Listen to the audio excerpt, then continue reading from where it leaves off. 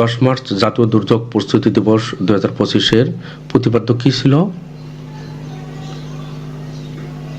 দুর্যোগের পূর্বাভাস প্রস্তুতি বাঁচায় প্রাণ ক্ষয়ক্ষতি।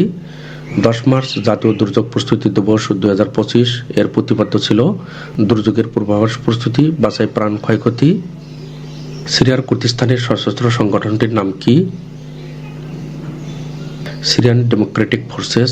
সিরিয়ার কুর্দিস্তানের সশস্ত্র সংগঠনটির নাম সিরিয়ান ডেমোক্রেটিক ফোর্সেস। 66তম আন্তর্জাতিক গণিত অলিম্পিয়াড 2025 অনুষ্ঠিত হবে কোন দেশে? অস্ট্রেলিয়া। 66তম আন্তর্জাতিক গণিত অলিম্পিয়াড 2025 অস্ট্রেলিয়াতে অনুষ্ঠিত হবে। ঢাকায় নিযুক্ত যুক্তরাজ্যের হাইকমিশনার কে? সারা কুক। ঢাকায় নিযুক্ত যুক্তরাজ্যের হাইকমিশনার সারা কুক। সম্প্রতি রাজধানী উন্নয়ন কর্তৃপক্ষ এর নতুন চেয়ারম্যান পদে নিয়োগ পেয়েছেন কে?